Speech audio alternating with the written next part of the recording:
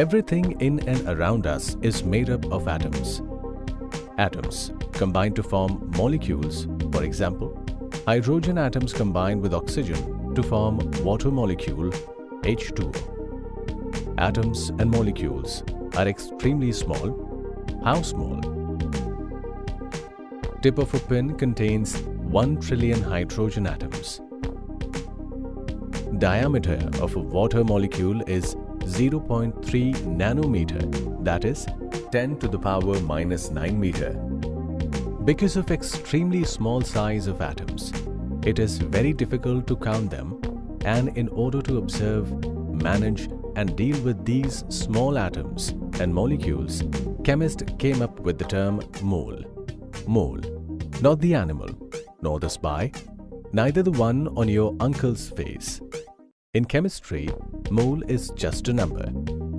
As we buy socks in pairs, eggs in dozen, paper in a ream, similarly, in chemistry, deal with atoms in mole.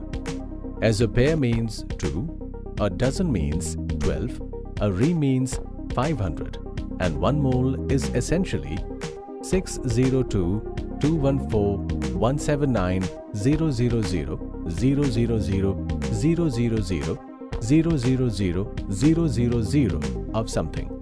To make life easier, write it as 6.0.2 multiplied by 10 raised to the power 23. So, if someone asks you for 2 moles of water, you would know they are asking for 2 multiplied by 6.02 multiplied by 10 raised to the power 23 water molecules. Experiments are so much fun. Let's see some moles in action by doing a simple experiment with gems and laddus. Yummy! Take a big beaker and put as many marbles in that container as possible. Now try to put some number of laddus in that container. Is this possible? However, gas molecules do not behave like humans. If you take hydrogen and oxygen in same volume vessels, you can put same number of molecules.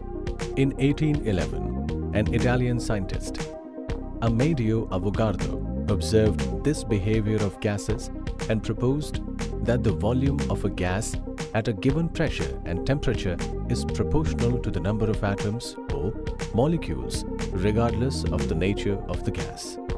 When Avogadro first proposed this hypothesis, it was hard for people to accept it. Many years later, other scientists experimentally determined that Avogadro was right, and a fixed volume of gas contains 6.02 multiplied by 10 raised to the power 23 atoms, and it was called a mole. Since Avogadro was the first one to observe this, a mole is also known as Avogadro's constant. Since now you know what a mole is, can you tell me the number of moles in 360 grams of water? To answer this correctly, you need to know mass of 1 mole of water in grams. We use the periodic table to find out the mass of atoms.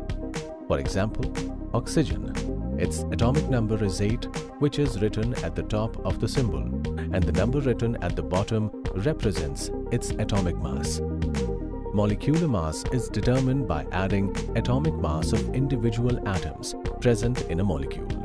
Experimentally, chemists have determined that mass of 1 mole of an atom or molecule is equal to its atomic or molecular mass in grams. 18 gram of water, 55 gram of iron, 32 gram of oxygen, 58.5 gram of salt, 197 gram of gold and 4 gram of helium each contain 1 mole of atoms or molecules. Using this logic, we can find number of moles of any substance by adding given mass of the substance with its molecular mass. So number of moles in 360 grams is equal to 360 divided by 18 gram of water. Second way of finding moles is by knowing the exact number of particles. For example, if you have 3.01 multiplied by 10 raised to the power 23 oxygen molecules, you can find the number of moles by dividing it with Avogadro's constant. So in this case, we have 0.5 moles of oxygen. We also have a third way of finding moles for gases. If you are given volume of any gas in liters at standard temperature and pressure, then its number of moles can be determined using the formula given volume upon 22.4. I hope moles will not bother you.